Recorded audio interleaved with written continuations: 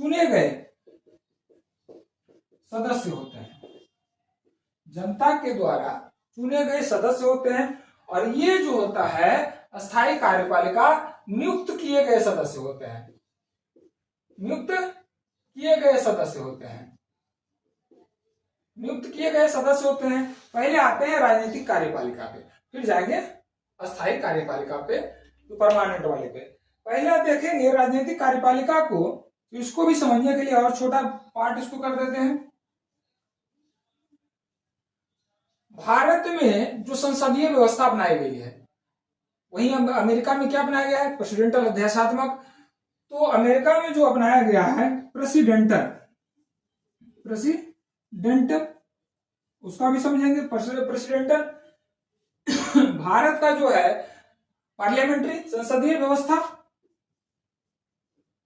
Parliamentary executive, और ये हो गया ड्यूल,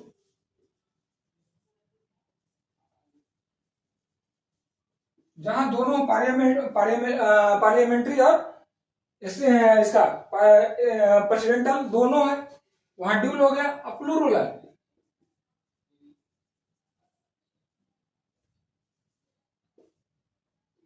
एग्जीक्यूटिव, इसको कहते हैं हिंदी में बाहुल कार्यपालिका, बाहुल कार्यपालिका, बहुल कार्यपालिका।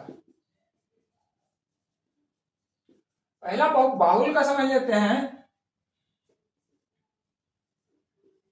इस कार्यपालिका में जो है सीधे जनता का राय लिया जाता है, सीधे जनता का राय लिया जाता है, डायरेक्ट रूप से जनता का राय लिया जाता है, जनता का सलाह लिया जाता है, और उसके अनुसार कानून कानून लागू कर दिया जाता है, कानून लागू कर दिया जाता है, जनता के द्वारा कानून बनाया भी जाता है डायरेक्ट रूप से, और कानून लागू कर दिया जाता है। लेकिन ये छोटे देशों में जहां जनसंख्या कम है वहां लागू है, जैसे स्विट्जरलैंड में यह व्यवस्था लागू है,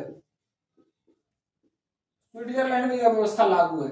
अब इसमें क्या होता है, डायरेक्ट रूप से जनता का सलाह लिया जाता है, उसी के अनुसार कानून बनाया जाता है और कानून को लागू कर दिया जाता है। यहाँ जो कार्यपालिका में 7 सदस्य होते हैं, यहाँ कार्यपालिका में 7 सदस्य होते हैं, और जो कार्यपालिका का प्रधान जो होता है नाम मात्र का होता है, कार्यपालिका का प्रधान नाम मात्र का होता है, और इसका जो प्रधानता के लिए प्रत्येक वर्ष चुनाव कराया जाता है, प्रत्येक वर्ष उसको जो है प्रधानता के लिए चुनाव कराया जाता है, नियुक्त कर सकते हैं, नियुक्त भी किया जाता है।